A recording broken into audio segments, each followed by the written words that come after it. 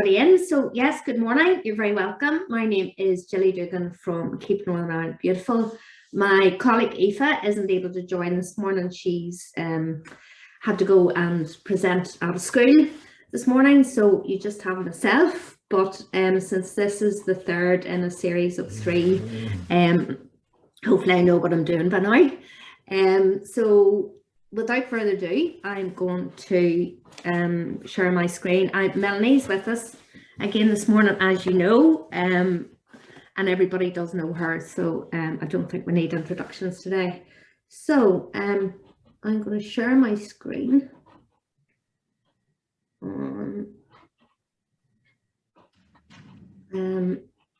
Sorry, just bear with me 1 second. The thing you're looking for always disappears at the last minute, doesn't it? There we go.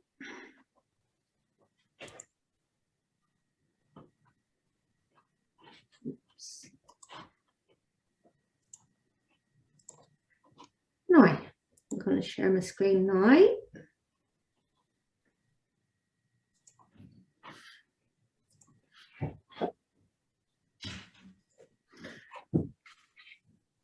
Okay. So yes, today's topic is biodiversity in small spaces. And what do we want to get out of today? Well, I suppose basically we want to understand what biodiversity is and why it is so important to all of us. I'm just going to let Amy in here.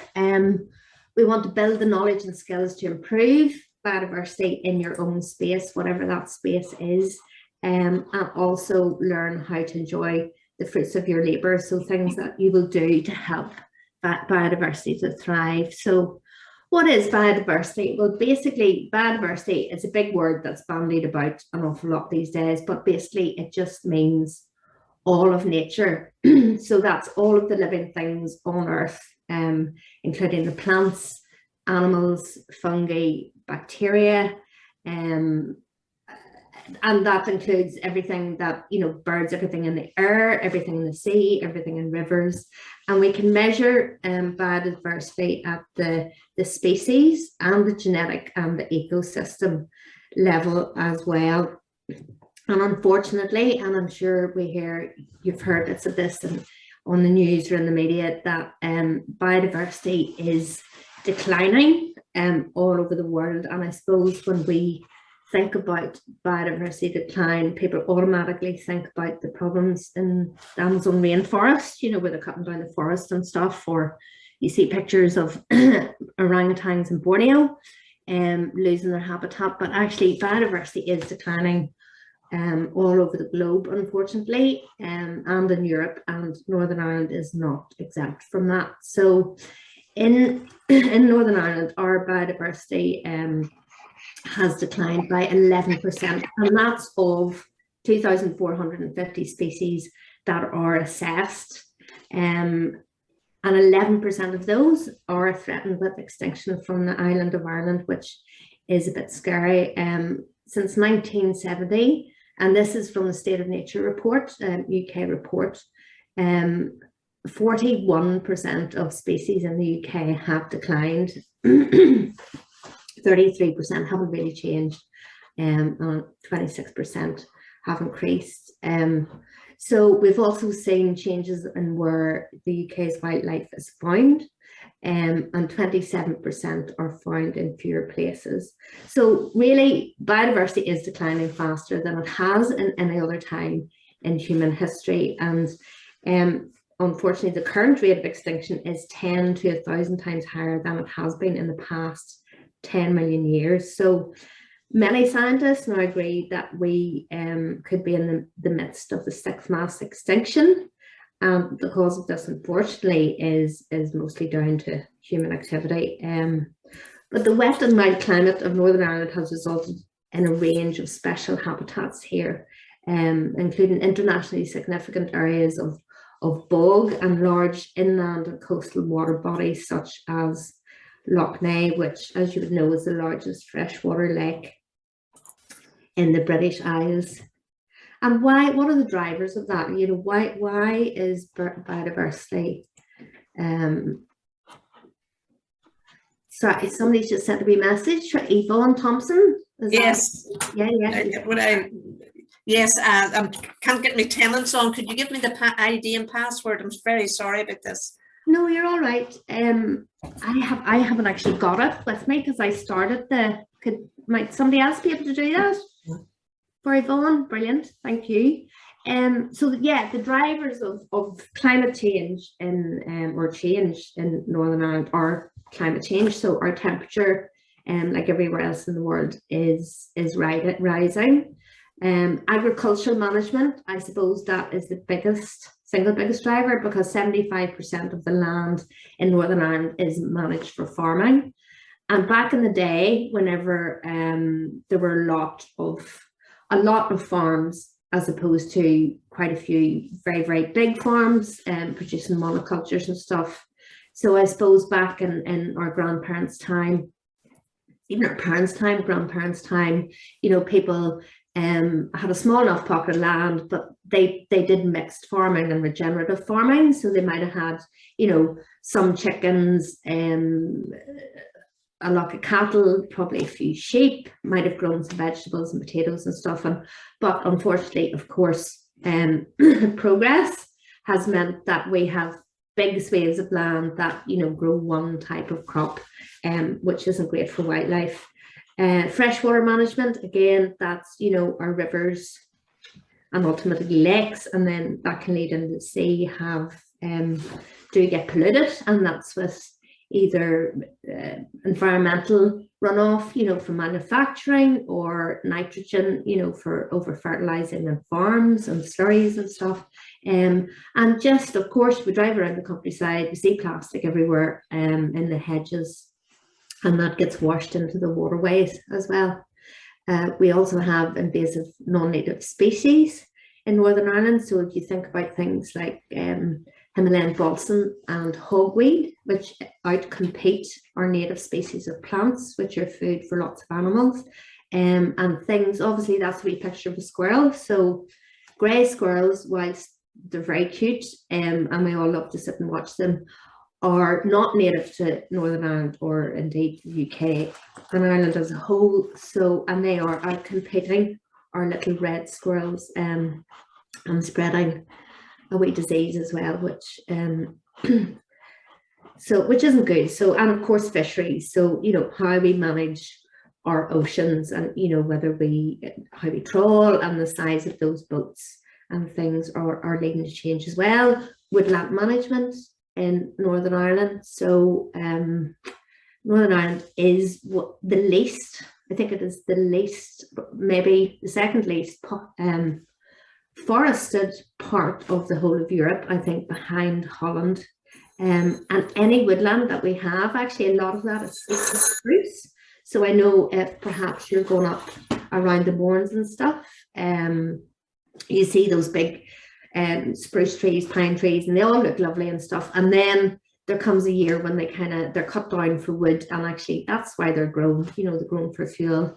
And as a species, they're not that diverse, and they don't support an awful lot of different wildlife, I'm afraid. Of course, pollution in terms of, you know, carbon and methane that might be coming out of our cars and factories and stuff, and then urbanization. So, you know, towns and cities, we keep, as humans, I suppose, spreading out into the countryside. So next slide. Okay, so yeah, so the impact that this is having, you know, the change in the climate and stuff is having a big impact, for instance, on our migratory birds. So if you think about like swallows, and I'm sure everybody has seen swallows at some time in their life, but they're arriving in the UK 15 days earlier, and therefore they're breeding 11 days earlier than they did in the 1960s. Same thing with great tits. And I suppose you may think that a few days here and there doesn't really make much difference, but if you're a small bird with chicks, and you get out of sync with your food source, so be that insects or seeds or buds, then you can't feed your young, and then the population does decline as well. But as I say, in Northern Ireland, we have, it's not all doom and gloom. We do have some wonderful habitats for nature, and Lough Neagh, being the largest freshwater lake in the British Isles, is one really good example of that. And I know a lot of work has been done over the years to make the water cleaner there, and to work with landowners and farmers around there to maintain the edges and maintain the habitats around the edges, and not overstock it, and let the cattle chomp down the margins. Also things like Ballynahoe Bog, which is recovering peatland, and I know we talked about this in the last workshop, that if you're growing stuff and you're buying compost for pots, please buy peat free. And I know, and I said this last time, that I think it's so heartening to see that like B&Q own brand compost now is completely peat free, and it tells you that on the back. So that's great, and that's kind of people power making the change, which is brilliant. So peatlands, with our help, peatlands in Ireland can recover, and Ballynahoe Bog is the only one that is currently actively growing in Northern Ireland, and that's thanks to dams being placed to help retain the water. So hopefully that will happen in lots more areas as well, because peat bogs are every bit as good. In fact, they're more valuable at storing carbon for us than actual woodlands. So that's where we are with biodiversity and the state of things. And I know that all seems very gloomy, but of course there are lots of things that we can do. And biodiversity is important because it gives us so many different benefits as humans.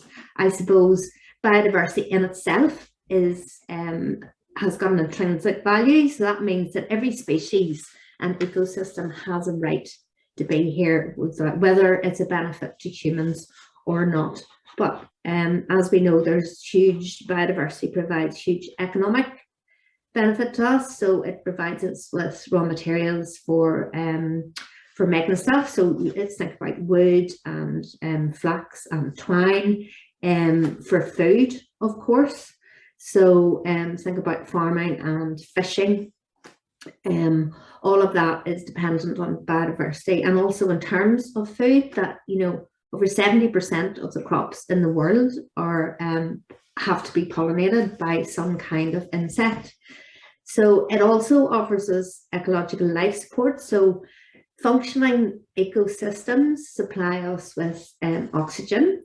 So that trees take in carbon, emit oxygen, and it provides us the clean air that we breathe, and also with water, pest control as well. So of course there are an awful lot of, when you think about wasps, for instance, not everybody loves a wasp, but and more about that later, but actually wasps are brilliant predators and eat an awful lot of aphids and stuff. Recreation, if you think about the upsurge in cold water swimming, I don't know if anybody here is brave enough to do that, but even going out for a walk in the park, hiking through our forest parks, swimming in the sea, and just enjoying the beauty that is outside, all of that is benefit to humanity as well. Of course, cultural. I think that if you, throughout history, both in the UK and Ireland, nature has been really important to the Celtic people. And if you think about sun worshipping and stuff, and the summer solstice and the winter solstice, and I suppose the rhythms of the year excuse me, do affect us as people as well. And of course there's scientific, you think about things like medicines and penicillin, which I think again we said in the last workshop was first found growing on the skin of a grapefruit. So, and there are so there's so many things that we don't even know. Like, you know, people always bandy about that phrase that cure for cancer could be in the Amazon forest, and absolutely it could be. But the thing is, if we destroy vast swathes of the Amazon forest, who knows, we could miss that. So so I say it's not all doom and gloom, and there are lots of things we can do to promote biodiversity. So I suppose the important thing to remember is that every space matters. So our gardens and even our houses can become part of a wide network that creates vital green corridors that connect to larger wild spaces. So gardens cover between 1/4 and 1/3 of cities in the UK. So wilding our gardens can have a huge impact for biodiversity. And I know that there have been studies done on huge swathes of farmland compared to people's gardens, and depending on the variety of stuff that's grown, actually gardens are so much better for a bigger variety of wildlife. So, and actually how you manage your garden and your outdoor space is more important for pollinators than garden size. And now we have we just have a wee, you can unmute yourself, and it's just a wee teaser. So if you can, hopefully you can all see that photograph really clearly. So which creature would benefit from this hole in the fence? Hedgehogs.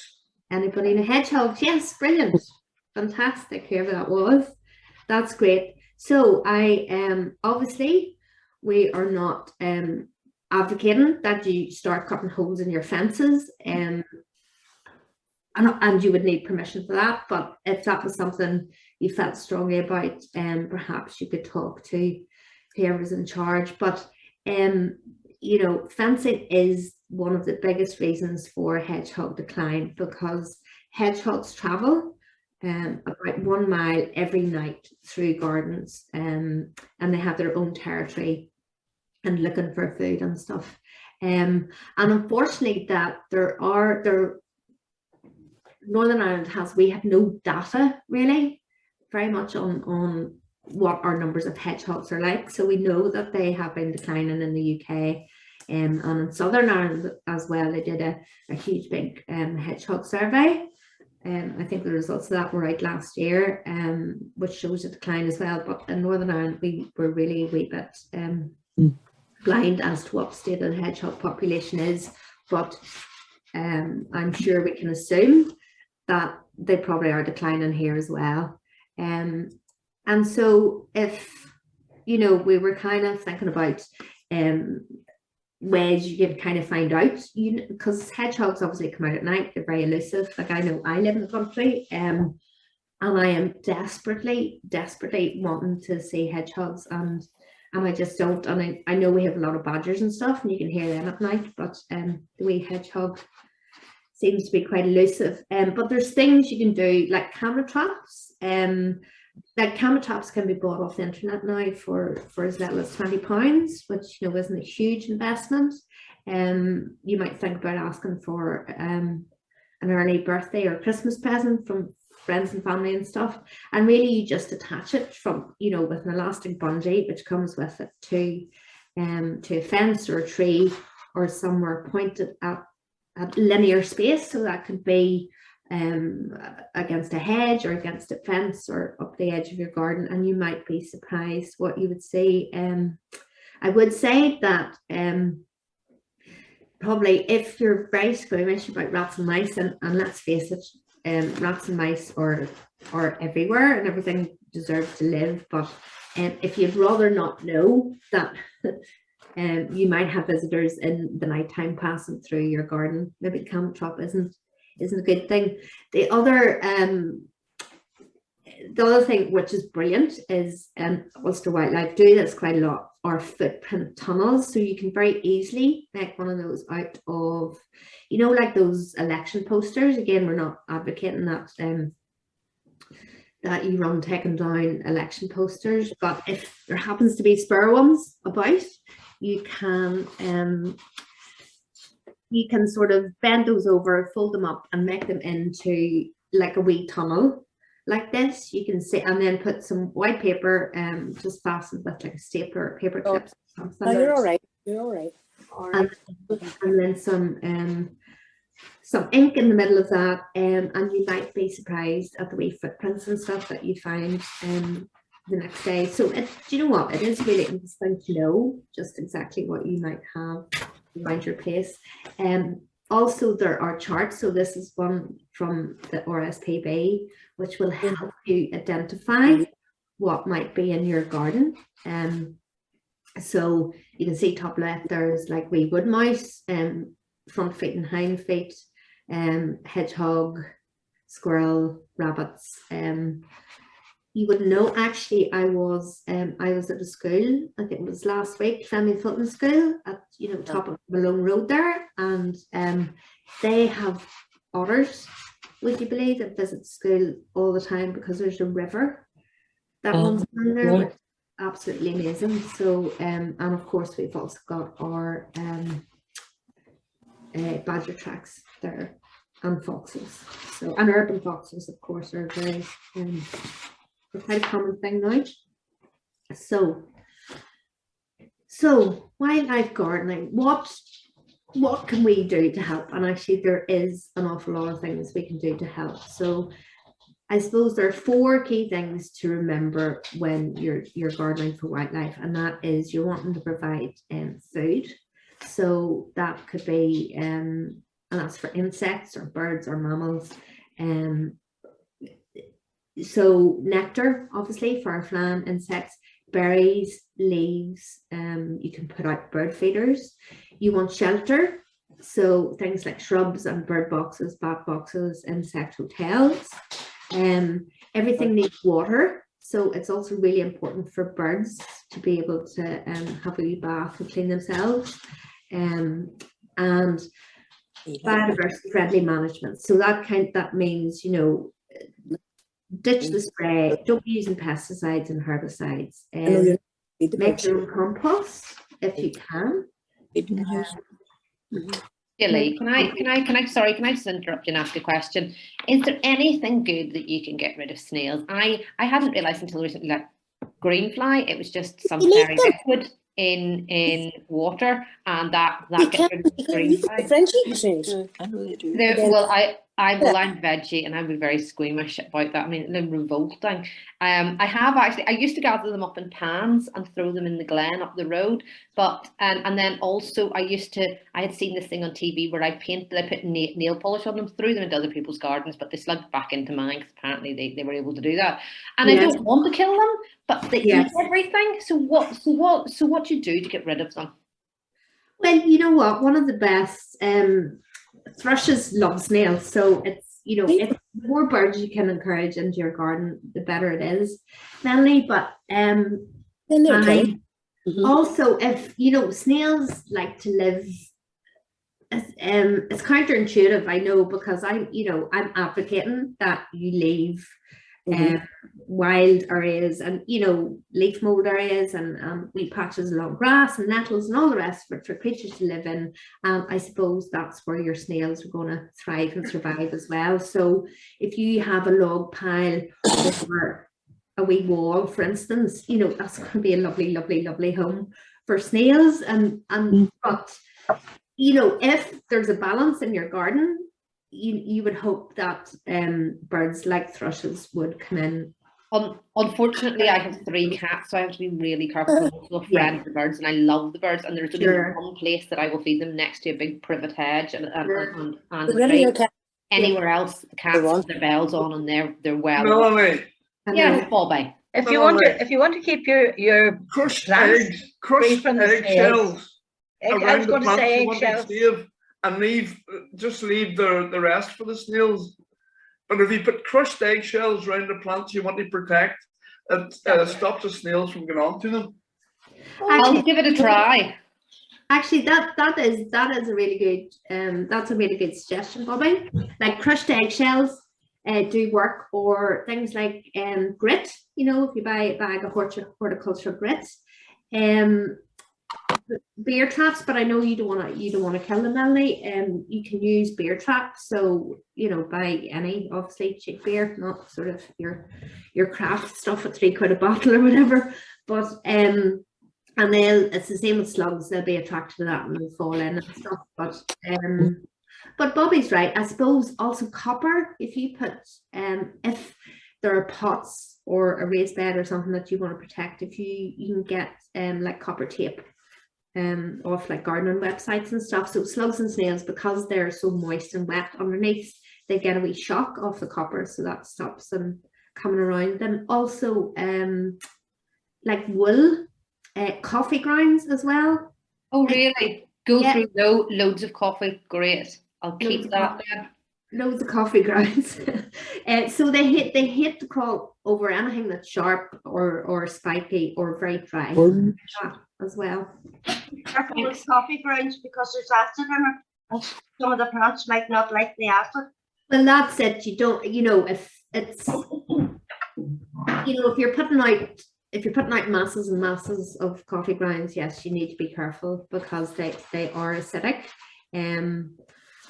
So yeah, don't, you know, put a small sprinkle, enough to put like a slug or snail off, and hopefully that will get rid of them. So, but yes, again, you're right, you don't want to be putting those out willy-nilly all the time, and depending on your coffee habit, Melanie, you know, you might have too many for that. But so I suppose in essence, the top tips are plant native, so stuff that would grow in Ireland or Northern Ireland. It's not or UK, but you know what, there's enough native things that are very good for our pollinators as well. So don't get, I know we always advocate plant native, but you know, if there's a plant that you particularly like, and things like I suppose like things like fuchsia, for instance, are really good for wildlife, but are not indigenous to Ireland. Grow those as well. Upcycle for plant pots, and you can see in the picture there, they're like old wellies. You can use old pots, old pans, old sinks. You can use, again, we were talking about how everything can come in plastic these days, you know, if it's blueberries or grapes or mushrooms, or you know, and a lot of them already have holes in the bottom, so they're brilliant to start off plants and seedlings, and even grow a few salad leaves and stuff. And then make use of vertical space. So you know, if you have a vertical space to grow up, or bamboo or something, you can grow honeysuckle and ivy and stuff like that. And then again, examples of species to plant are knapweed. So that's a really important. Again, it occurs in the wild, but not so much now. Honeysuckle, of course, you've got your sunflowers seeds as well. So and I know, you know what, you can great crack growing sunflowers with children or grandchildren. And there's no harm in a wee bit of competition, you know, get everybody to plant one and see who grows the best. Things like oxeye daisy are brilliant for wildlife as well. And then on the left, we've got all of those lovely herbs that you can grow. So there's double whammy there. You can grow them for you because they're delicious to eat. So you've got mint. Obviously great for mint tea or mojitos, angelica, sage, summer savory and winter savory, which is like a cross between rosemary and thyme. You've got rosemary and thyme and fennel and things like chives, and also garlic chives as well. So all of those things like those that are edible for us and flora are also really good for all sorts of wildlife as well. You can sow the wildflower seeds that you got in your pack in a pot, in your windowsill box. You could divide the seed actually between the two, or even outside in a garden bed. And your sunflowers are going to feed many birds, such as goldfinches, bullfinches, blue tits, great tits, and all. Of course, if you buy a nice seed mix these days, they're always full of sunflower seeds. So there's so much goodness and energies in those. So they're lovely to look at, and they're great for nature as well. So again, many of you have got a wee activity, but many of you may think of insects as, you know, pests or creepy crawlies, but actually they're an incredibly valuable part of our biodiversity and play vital roles in cycling nutrients and natural pest control and aerating our soil and improving the drainage of that. They might be small, but they are mighty ecosystem engineers. And did you know we actually have 21 species of ladybird on the island of Ireland? So they are a gardener's best friend, and a ladybird can eat up to 5,000 aphids over a lifetime, which is pretty impressive. I'm a bit like that with ginger nuts, I have to say. So creatures such as wasps and beetles and spiders and centipedes are also all natural pest controllers, as well as providing foods for mammals and birds. There are 27 species of earthworms on the island of Ireland, and they are really essential for soil health. So thanks to earthworms turning up the soil, there's more efficient drainage and less flooding on farmlands. And of course, we've already mentioned that pollinating insects, such as our bees and butterflies and wasps and moths, also play essential roles in our ecosystem. So over 4,000 vegetable crops depend on pollination by bees in Europe, which is pretty impressive. So our wee activity, we've got 4 wee pictures on the screen there. Can the one on the left, can anybody tell me what that, whoops, sorry. Hornet? Can anybody tell me what the one on the left might be? Is it a hornet? It's not a hornet, no. You're probably overthinking it a wee bit, actually. Is it bee? Hoverfly. It's a bee. Yes. It is a bee. Anybody know what kind of bee? We don't need the species, just what kind of Queen bee. Honeybee? it's not a honeybee, it's not a queen bee. Wasp? No. The drone. No, gosh, you're all very technical, I have to say. Mm-hmm. Yeah. It's actually a species of bumblebee. Bumblebee. And I know because it's face on and actually you can't see the whole body, and it has got like a wee white bum at the bottom. But it is a species of bumblebee. The next one over, does anybody know what that might be? The caterpillar? It's not a caterpillar, no. Looks like a wee lizard. It does look We like a would wee get there. lizard. Whoops. Sorry, I keep. Is it a moth?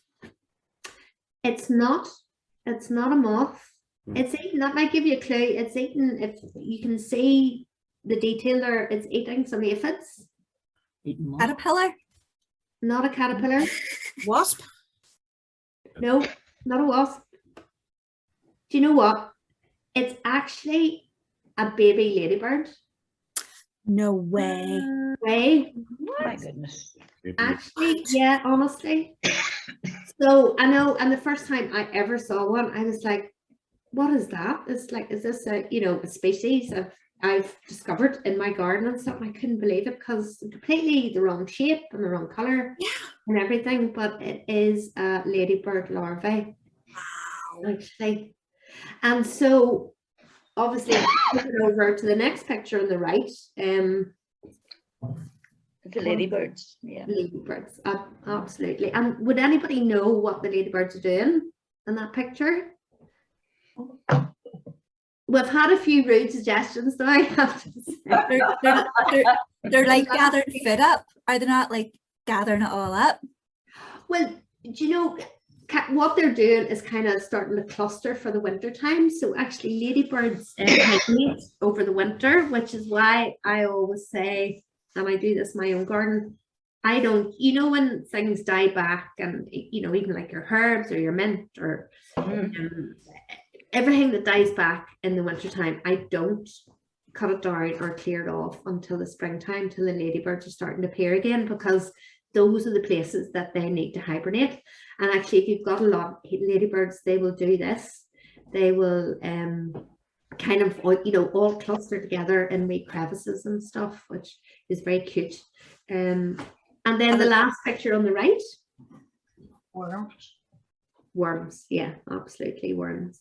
I think that they are composting worms actually, because they look like they're in compost, and B, they're quite red, they're quite pink. You know, our earthworms can be much paler in color and much fatter, but worms, as I'd said, are really important, and they are nature's engineers as well.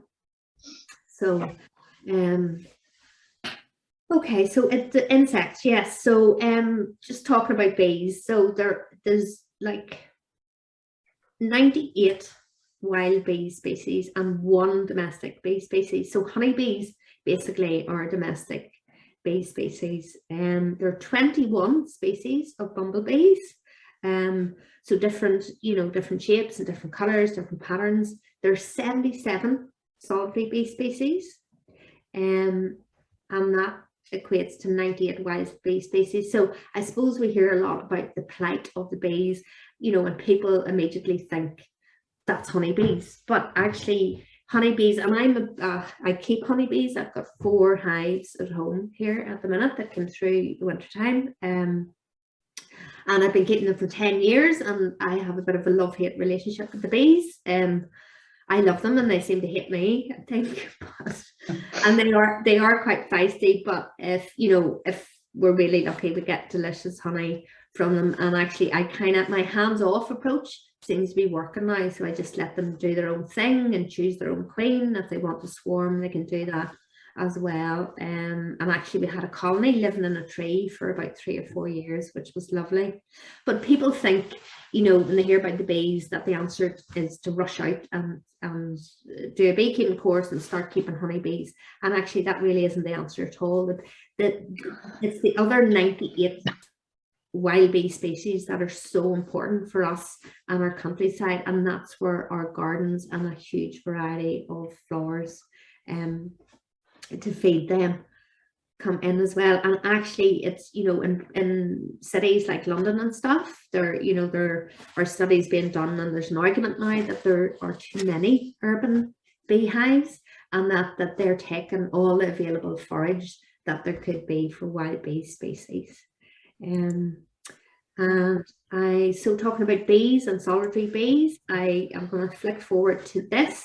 This is your bug house that we've got, and that's a perfect place for solitary bees to use. So the best place for your bee hotel you've been given is in full sun, so that's facing south or southeast if possible, at least 1 meter off the ground, so up a wall or on top of a fence or on a tree. You don't want any vegetation obscuring the entrance to the tunnel, so the bees can come and go quite freely. And it should be fixed quite securely to prevent shaking and swaying for the wind. So that could even be, you know, tying some wire or something around that.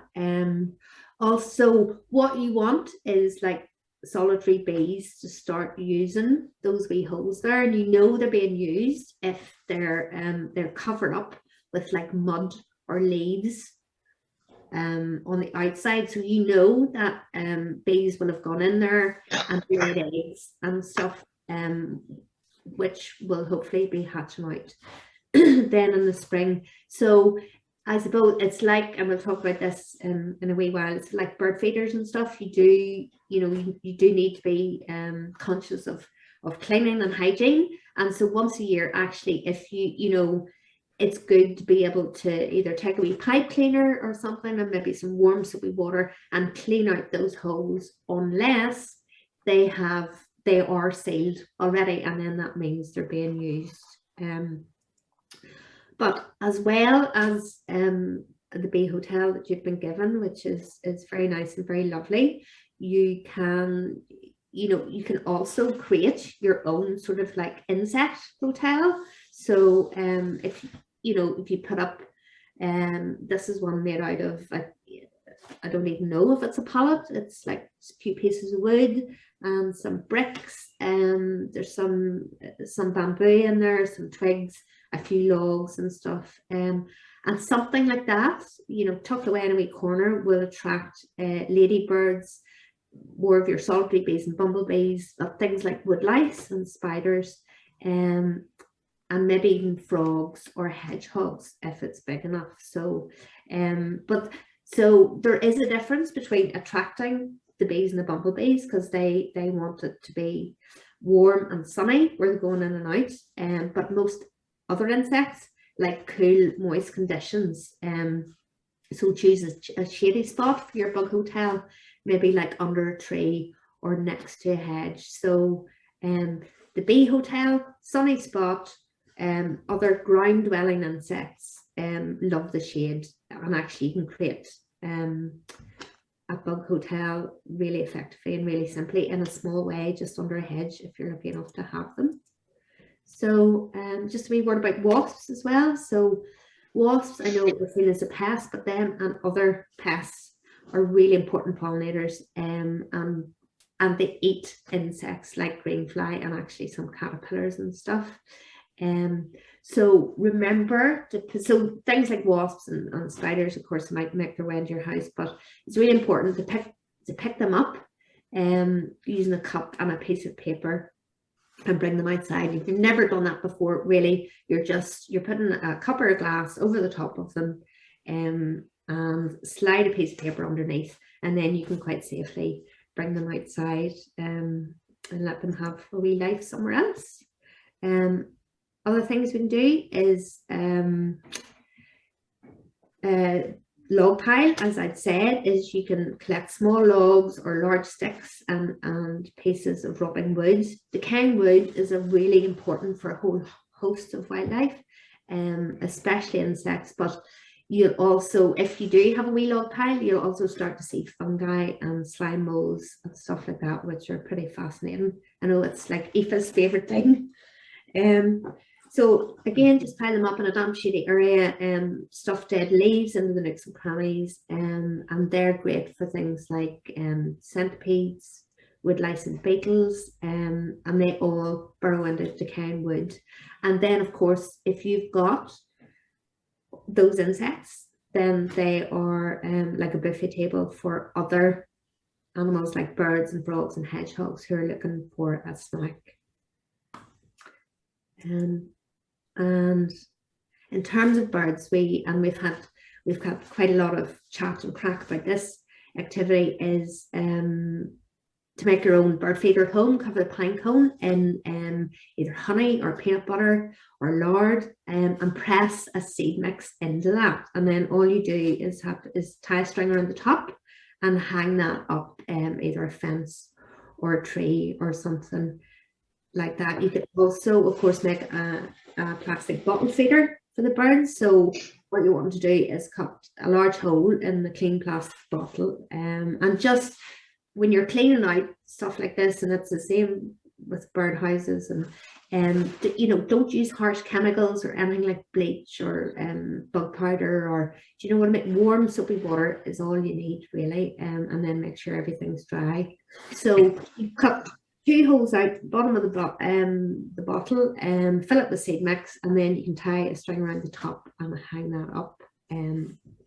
It's a great way to invite nature into your garden, and you don't need to spend a fortune, but you know, you can attract things in your garden like blackbirds and blackcaps and great tits and goldfinches and greenfinches and a whole lot of stuff. So of course, keep wherever you hang them, keep them out of reach of cats, and make sure they're easy to access for cleaning. So again, top tips: fill up the feeder at the same time every day, because birds actually, I know they don't have wee watches, but birds do have they have like an inner clock. So if they get into the habit of coming to your feeder, they do kind of arrive at the same time every day. And if you've forgotten or you don't fill up the feeder, they actually waste valuable foraging time waiting for you. So if you can fill up the feeder at the same time every day, keep the food fresh and clean. It's the same with feeders and with bird baths. You want to clean those regularly. And of course, we want to keep feeders and baths out of the reach of cats. And we'll talk about that later, where I know that Melanie puts 2 bells in her cats, and that's a really good way to warn the birds that the cats are coming. But 1.5 meters off the ground is also good for that. I think I have skipped through the slides because we are supposed to be having a breakout room. So I'm going to, There we are. and of course we'll be sending out, we've been working on the top tips, we document to send out after these workshops. Oh, the spiders. Yeah. With links and stuff. So yeah, this was a very simple wee bird box thing. If you bird bath. So as I say, it is really important for birds to get water as well as food. So this is really simple. If you can get sort of like birds. you know, like a big kind of flower pot or the top of Around there. I'm just gonna mute there. Or the top of like a bin lid or something, and if you could set that up on like stones or on the top of an upturned flower pot, and fill that with water. It's a really, really simple way to make a bird bath without having to spend very much money at all. Water on one side. And then in terms of where do I say, just in terms of attracted birds, so I think it's really good to plant climbing species, and we just talked about honeysuckle there as well, but climbing species such as ivy, paracantha, and also things like holly, which is really great for birds, for providing shelter and nesting sites, and also of course to get the berries for the food as well. You can put up bird boxes to encourage birds to nest in your garden. I think it's quite nice to contact your local men shed to see if they have any available. And bird boxes should be placed on a tall tree or wall, probably at least 2.5 meters high, facing northeast, or and in a sheltered spot. So if the wind is coming howling through, that's probably not the best spot for it. And different nest boxes have different sized holes to suit particular species. So but like things like blue tits and robins and even wee wrens will really appreciate that. Of course, swallow boxes and stuff are slightly different because you have a wider opening there, so the swallows can go into that. But so yeah, bird boxes are a lovely thing to do as well. And then one of the really good thing to do is build a mini wildlife pond. Now obviously, again, we're not, same with like the hedgehog highways, we're not advocating that you start digging ponds all over the place, because there's a health and safety issue there and stuff. But I know this graphic shows the pond sunken into the ground, but actually there's no reason at all why you can't have the pond above the ground. And all you need is a watertight container, like a plastic basin or something like that, old bricks or rocks and pebbles and stuff to put in the bottom, and a few pond plants and stuff. And it's amazing. I know that you think a tiny wee bit like that wouldn't do any good at all, but you would be amazed at what might envisage your mini pond. And as I say, it's not like you'd have to dig a big hole or buy a pond pre-molded or a liner or anything like that. You can use, you can see top left there is like an old sink, an old tin bath, even an old washing up basin. As I say, to let the frogs and different creatures and stuff get in, if you just pile up a few stones and rocks and stuff, and some plants around the outside, they'll be able to access that. And any garden centre actually should have 1 or 2 types of pond plants that you just buy. Usually come in wee baskets with, you know, grit at the bottom of them, which will weigh them down, and just pop those in. So you can, from a very small space, you can make a very valuable space for wildlife as well.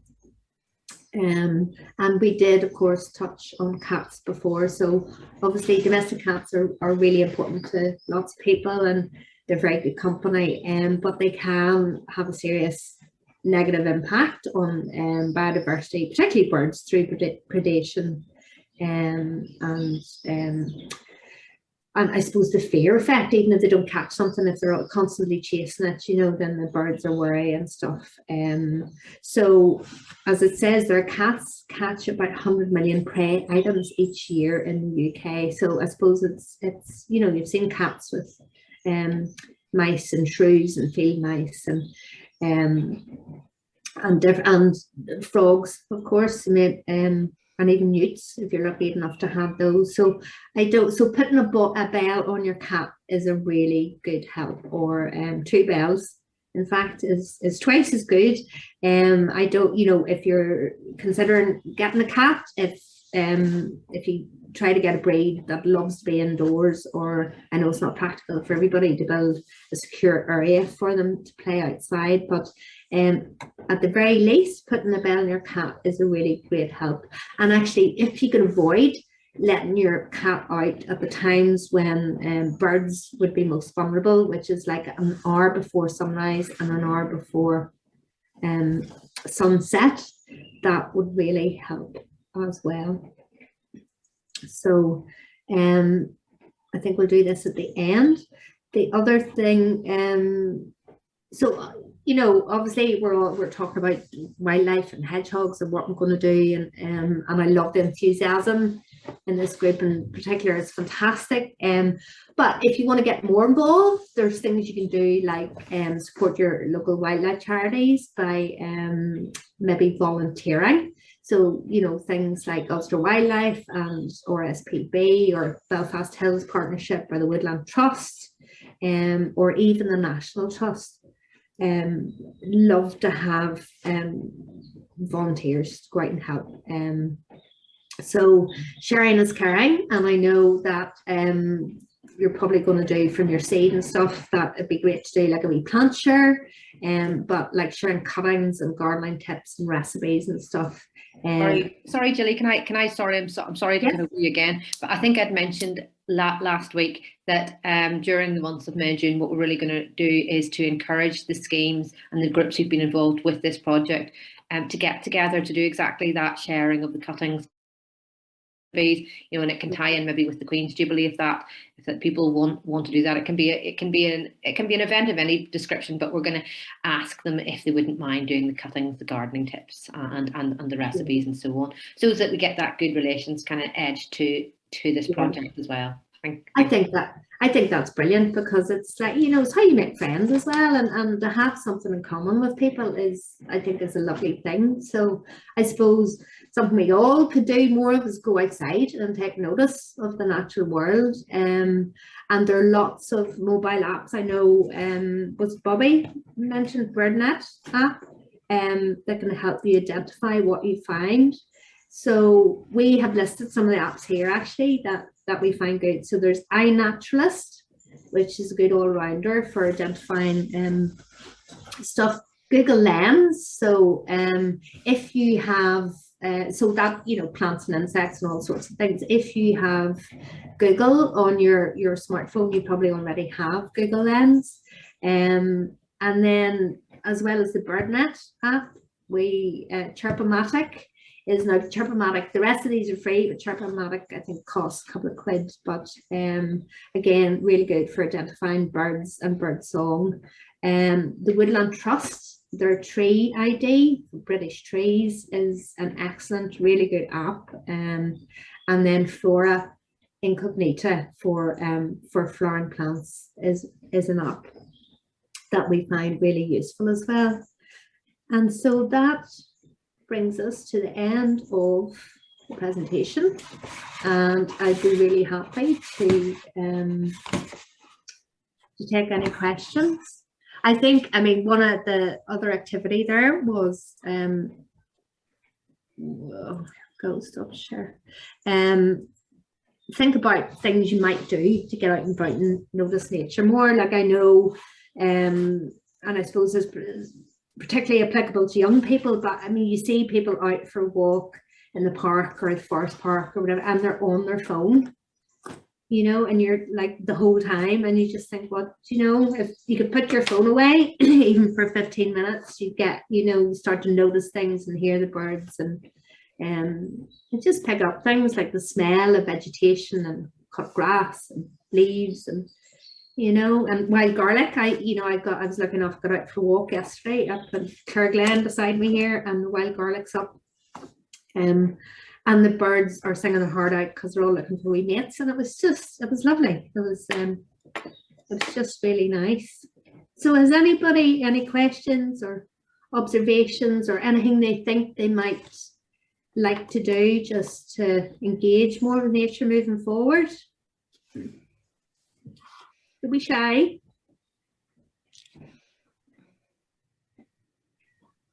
No, I think one of the other groups said they loved the idea of the pine cones.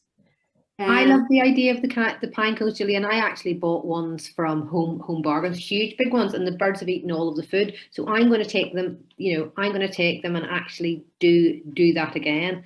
Cover them with lard and the sunflower and the seeds again. So yeah. And I also, what I was thinking of, because my husband loves his wood and his wood stores, but he puts them out every winter, but then he's making little people homeless by coming in and burning them, and maybe burning some of them as well. And I was going, we need to think about something which is like a log pile, which is separate to the logs which we burn. Yes, funny enough, we have like a log shed too, and I saw a wee wren going in and out of it yesterday, and I thought, oh, here we need to be really, like, it looks like there's a nest in there. We need to start to be really careful about that. So yes, you're right. If you're creating a wee space for nature, it's important to kind of not disturb it and leave it there. Yeah. Somebody actually, I think it was yesterday or the day before, one of the groups, the whole pine cone thing, I think it was Charlie, volunteered to pick, when he's out walking in the park, because there's lots of pine cones in his park, he's gonna pick bags of those and then share them out amongst his, friends and colleagues, and I think that's lovely to do. Well, if there are no more questions, I might let you all go.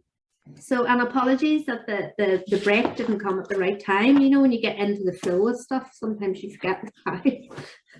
But thank you so much for Thank you very much for joining and for your interaction. Thank you. Bye-bye. Bye-bye. Thank you. Bye.